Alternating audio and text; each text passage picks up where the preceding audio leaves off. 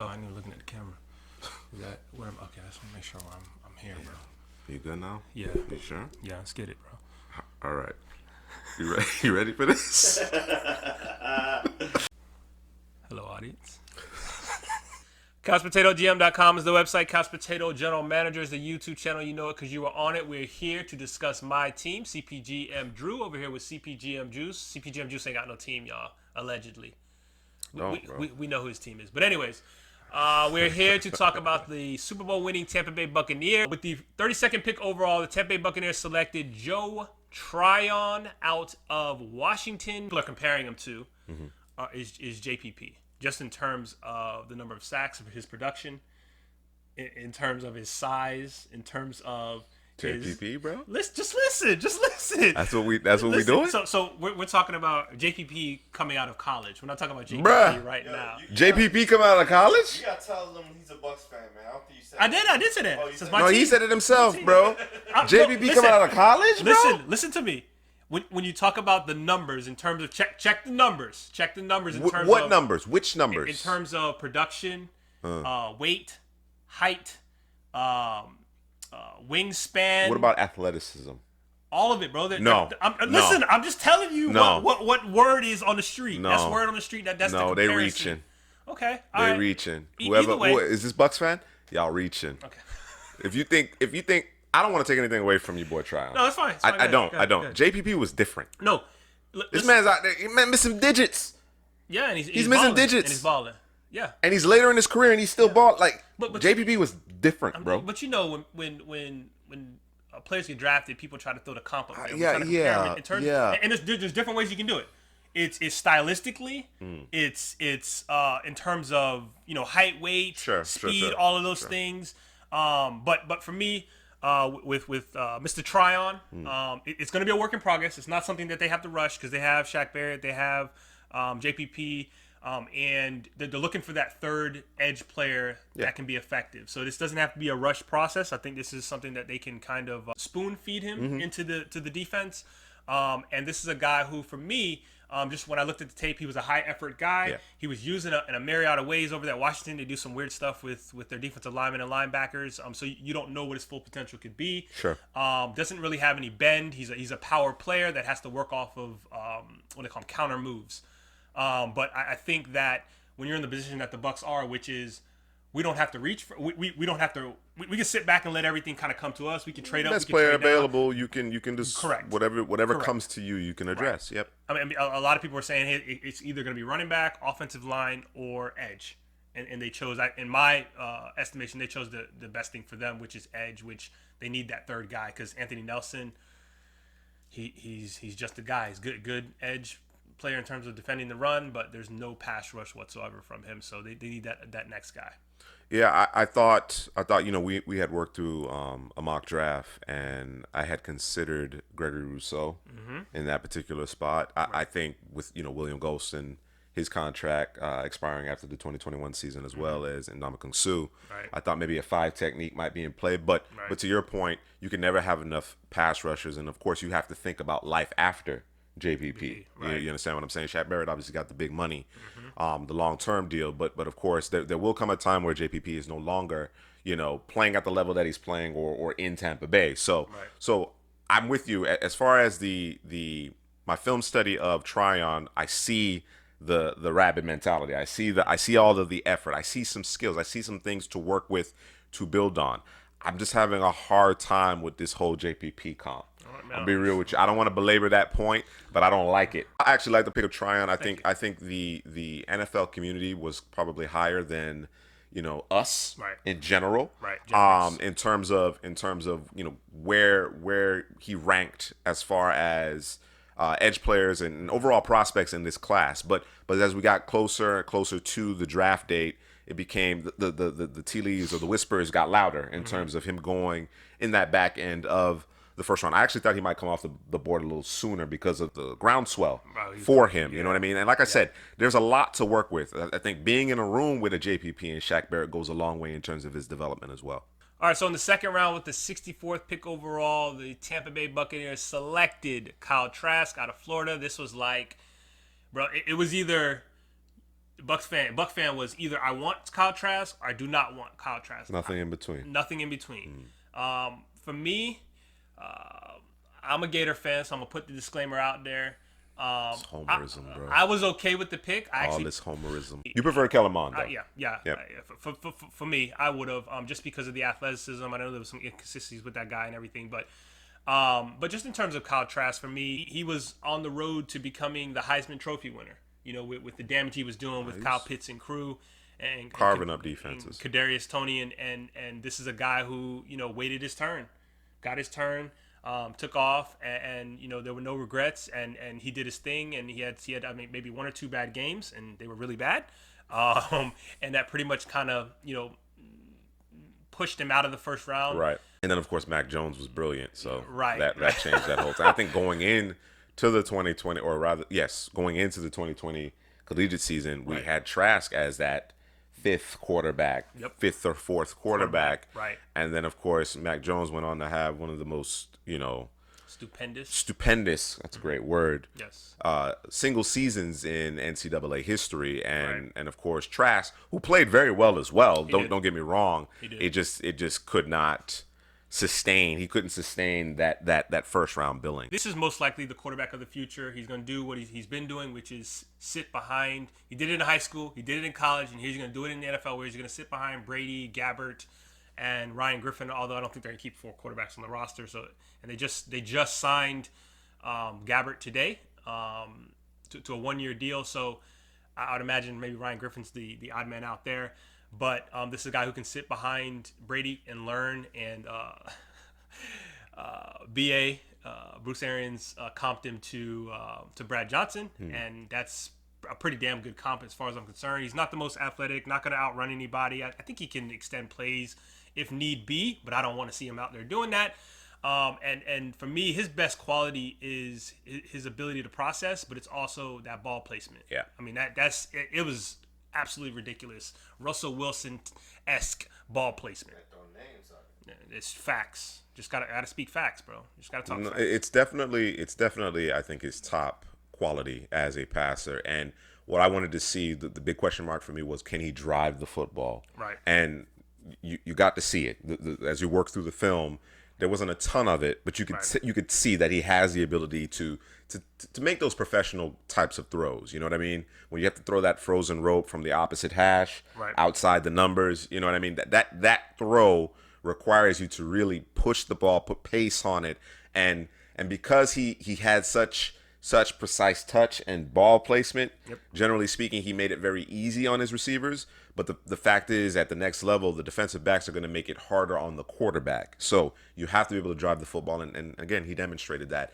When you look at his pro days, and you could see him rip it. You could see him rip it. You know what I mean? So that was encouraging. That was encouraging to see. As you mentioned, from a processing standpoint, it looks like he has that ability. He's a traditional pocket passer. I was impressed. You mentioned that he's always sat behind someone. He's always had to wait his turn, whether it be Derek King in high school, and then of course at the collegiate level, and now you're going to the Bucs, and you're going to be an understudy to Brady. I think BA in particular liked Trask because of the quarterback that had the most straight traditional 3-5-7 step dropbacks was Kyle Trask. Of course, understanding BA is old school, no risk it, no biscuit. You know what I'm saying? We're gonna push the football down the field. Even if we have to dial that back and work in the short to intermediate, there isn't a whole bunch of RPO. There isn't all of this smoke and mirrors. Not even a lot of play action. You know what I mean? You just gotta drop back, process it, get through your reads, and make the throw. And Trask was asked to do that in Dan Mullen's offense. All right, so next up in the 3rd round, with the 95th pick overall, the Bucs selected Robert Hainsey, guard out of Notre Dame. And for me, just watching the tape, I like guys.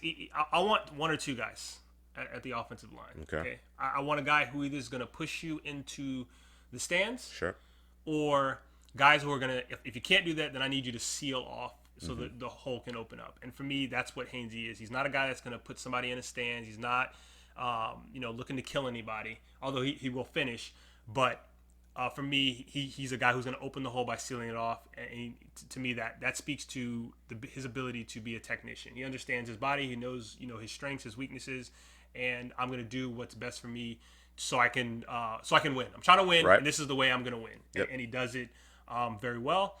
Probably going to be the swing tackle. Can play guard, can play tackle.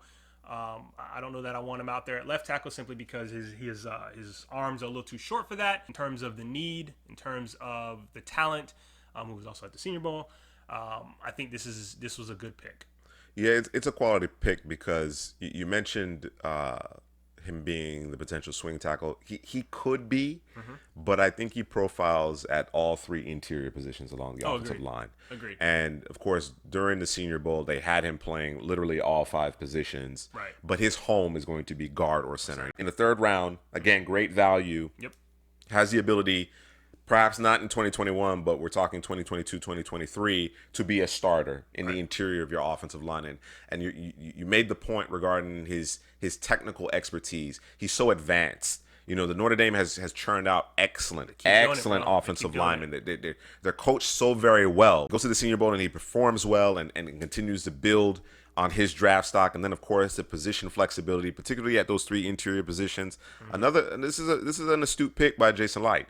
You know what I mean? Your roster is flush. You have all your starting positions all situated. You have depth at both positions, but you still got to think ahead. You still got to be strategic in terms of, okay, I only have X amount of roster spots when it comes to game day. I got to have guys who can do multiple things. Right. And then, of course, when you have a player that's coming in who's already technically refined, you can work on the physical aspects of things. You can get a little bit stronger. You can make sure that you can maintain the weight that you put on your frame as part of this pre-draft process. So another excellent pick right here. It's a sexy pick in round number 4, pick 129. This is, and they actually traded up because anytime a team trades up, it's a guy that they really want. Yeah. And Jason Light was going into day 3 saying, hey, we need to get special teams, we need to get speed, and we got to get physical guys. Right. You know, physical trait guys. And this is what you do in day 3.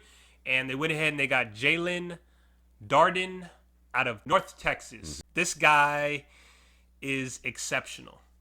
This guy was a runner-up, semifinalist for the Blitnikoff Award. Oh, he's a baller. 19 touchdowns, and I always say you play for a smaller school, smaller division, smaller conference. Did you dominate? Well, 19 damn touchdowns tells me all I need to know if he dominated or not. And this is a guy who can return kicks and punts, as far as I know, and he is going to light it up. I mean, He ain't gonna light it up no time soon, though. no, he's gonna light it up. No, I'm calling it. No, I think this is. I've mentioned it already that this has been a really strong draft. The Hainsey pick to me to this point was my favorite pick until we got to Darden. You understand what I'm saying? Right. And again, the value, the fact that Jason Light, the front office, understood. Hey, we need to make sure that we position ourselves to get him. That speaks to the job that Light and of course his team are doing. But there is so much depth. It's crazy. On this team, particularly at the receiver position. It is crazy. I don't think this is the year for him as far as being a receiver. I think in terms of the special teams impact, I think certainly he can have an impact there. Definitely. But you again, thinking ahead, thinking about the fact that eventually you cannot keep everybody. You know, whether it be Chris Godwin, of course, Antonio Brown is back. Right. But is it going to be beyond the 2021 season? Probably not. Probably not. Right. You know what I mean? You got Tyler Johnson in the wings, Scotty Miller. His rookie contract will come to an end. Right. So you know, a year or so from now, we're looking at perhaps a Mike Evans, Tyler Johnson, Jaelon Darden trio. That you could do a lot worse than that. So next up, we have in round 5, the Bucs are selecting 176th pick, selecting KJ Britt, linebacker out of Auburn. And the Bucs kept dipping their toe into these Senior Bowl players. Obviously, with the pandemic going on, you want to get your hands on with these guys. Probably the best. I think you remember the stat that. I don't remember off the top of my head. I mean, but there was a slew. Yes. A slew of Senior Bowl participants that were selected in this draft. Bucs got three of their 7 draft picks, and Britt is one of them. And again, we're going back to just special teams, right? I don't think this is a guy who you're going to see play linebacker anytime soon, barring injury, obviously. Right. But this is a madman who not worried about his body, and he's looking to make contact with whoever's in his way. And I understand the pick from that standpoint. Yeah, I love High it. motor. I love it High because energy. you're getting a guy who the football character is off the charts. Mm-hmm. The physicality obviously is in play. To be an inside linebacker in a 3-4 defense, Right. you got to bring hats to the party. Hats to the He party. doesn't have the upper echelon athleticism. That's the reason why he's a day 3 pick. Right. But in terms of just showing up, blue collar, lunch pail type of guy, Yep. that can be a stalwart in terms of your run defense, which the Bucs have managed for quite some time now. They've consistently been very stingy against the run, and the fact that, of course, he can also help on your in terms of your special teams. You know what I mean? The fact that he's a leader, the fact that he's selfless enough to go out and make plays in the special teams, and then he provides again that depth that we keep on referring to with a team that's already pretty set to go again to make another run at it. I really like KJ Britt. Whether it be at Mobile or just watching Auburn games, even before I got into the film necessarily, the individual film, he just kept on flashing. Number 33 just kept on flashing, kept on flashing, kept on flashing. And when you can stack and shed, I know it's an old school kind of mentality because a lot of linebackers are jumping around blocks and trying to dip, dodge, and duck, whatever, the whole Slide off dodgeball, blocks. Vince Vaughn situation. Right. Wrenches. and That to me goes a long way, particularly when you're playing inside linebacker in the 3-4. Right. So next up with the 7th round, went ahead and skipped 6th round due to the trade up for Darden. The 251st pick, the Bucs select a cornerback to people's surprise. Chris Wilcox out of BYU, standing at 6'2", 195, ran a 4.3 at his pro day. Man to man. I mean, listen. So watching the tape in terms of BYU, I'm not sure what they were doing with their corners. I don't like teams that like to play the off coverage with a corner that probably should be playing To be able to use his length, like to be able to it's use his strange. size. Yeah, It was it doesn't strange. make It any was strange. sense. Yeah. But I don't know if he makes the football team because Maybe when I not. look at all the corners from Dean, It's your boy, Dean. Jamal Dean, Murphy Bunting. Bunting, Carlton Davis. They brought back Ryan Smith? No, they let Ryan Smith go. This would be the Ryan Smith's. He would be taking Ryan Smith's spot. But they got Herb. I think it's Herb Miller. Okay. And Vernon Hargreaves? Nah, bro, come on, bro, don't do that. And Cockrell, Ross Cockrell, who I love. Yep. I don't know. And Cockrell got a 2-year deal, so he would be the fourth corner there. So I'm not sure. Are they're not going to carry 6 DBs? I wouldn't think. 6 corners. I mean, six corners. Excuse me. So I don't know with the safeties they have on the roster. There's an outside chance that he makes the team, but you're probably right. It's going to be tough sledding, and the reason why he was selected is because of that size speed combination. Just generally, at that point in the draft, we're talking about the 7th round. Right. You're looking for the spark guys. You're looking for traits. You're not necessarily going to get great production or great technique out of these players. You're trying to acquire traits and see if you can coach that up, see if they can break through. Last pick, Mr. Irrelevant, 259th pick overall. Linebacker out of Houston, Grant Stuard. I actually like Stuart better than Britt. I disagree. I just like the high motor. I like the energy. You like the flowing locks and the flowing locks. Yeah. Listen, for me, when I think special teams, Sure. high motor, high energy guys. That's what I need. I'm not saying Britt's not that. But I think that if there's more plays to be had, I think it comes from Stewart, not from Britt. Give me the 2-down ability, leadership, and the special teams utility from Britt. Okay. Stewart was another guy that was at the Senior Bowl. You know what I mean? And like I said, before, for me, not terribly. Not terribly. He has some. Don't get me wrong. He has some ability. I understand why he was selected in the first place. Right. But if for me personally, and if it comes down to one of these guys making this particular roster, especially considering the physical ability, the physical traits, I should say, when we're talking about a odd man front, I'm gonna take Britt. Okay. I think Britt is the guy that sticks, and Stewart probably finds his way onto the practice squad or something like that. Okay. I'm not gonna fight it. But now let's go ahead and give these GPAs out, man. In terms of, first of all, did the Bucs accomplish what they needed to accomplish going into this draft? What did they need to accomplish? Let's establish that first. What was it that the Bucs needed to accomplish? They needed another pass rusher. Okay. And they needed to. They possibly. I mean, people want to talk about they needed a running back. I mean, the running back room is full. You know, do they have anybody that's outstanding or special? Probably not. But we got guys who are going to play their role. Okay, and then they needed to address offensive line, not from a standpoint of so much depth, but more of the standpoint of future. Hey, we can't sign everybody back.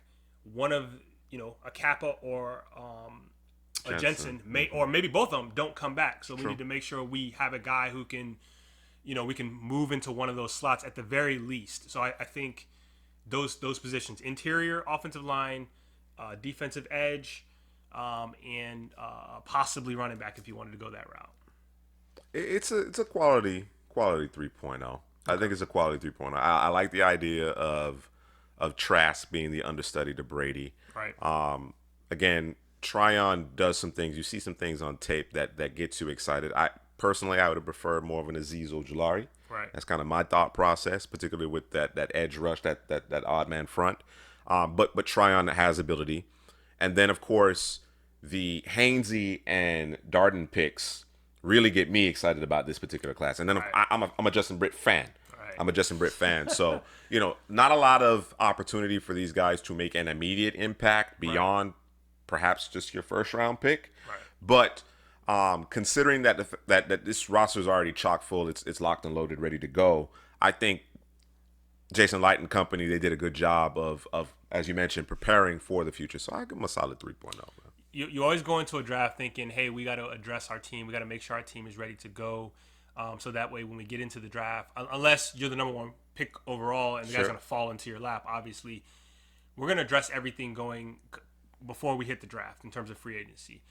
And normally most teams, for the most part, they may fill a hole and say, hey, we're now good. You can do best player available. There. Yeah, that's how you want to draft. Right. That's absolutely how you want to draft. But they in terms of going out and getting free agency and filling holes, they may not fill it with the guy that they were trying to. They coveted it. Right. Because, he went to another team or whatever, money wasn't right, whatever. Right. But we got a guy that we were able to get in there to fit. So now we go into the draft.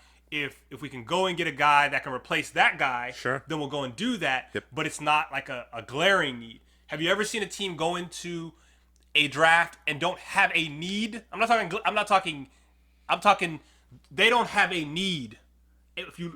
Every single position, there is no need. Right. Like, that's unheard of, and it's crazy. And so you can draft however the hell you feel like you wanted to draft. I mean, it's a great position to be in. I mean, we're in the 4th round drafting for special teams. Everybody ain't able, man. And the other team that's like that to me is the Browns. But the Browns had a hell of a draft. And they had a hell of a draft. Some killer stuff. And a hell of a draft. But anyways, I don't think the Browns were at the same level as the Bucs in terms of just being able to just do pure best player available, because we had everything situated. Of course, they had question marks in terms of the health of their cornerbacks and second level defenders, but the players that they have then added in order to fill solidify some things. Yeah, it was impressive. We're gonna get to the Browns. I'm gonna go ahead and give the Bucs a 3.25. 3.25. Man, gotta be above a 3. Give him a 3.25. Heading up to what get that do B+. they call that? What do they call that? This guy grading his team on a curve, man. Come on, don't do that. Grading them on a curve, man. Bucs fans, let me know how you feel about the grade. Let me know how you feel about the draft. Who was your favorite pick? Did the Bucs mess up? Who did you want in the first round? Were you Trask? Were you Mond? Or were you just something different at that point? Would you have traded up? And let me know how you feel about that Darden pick, because that's I'm interested to know. Hit me down in the comments, or hit us down. No, hit me down in the comment section. Don't worry about these other guys. Hit me down in the comment section. Like, subscribe, and comment.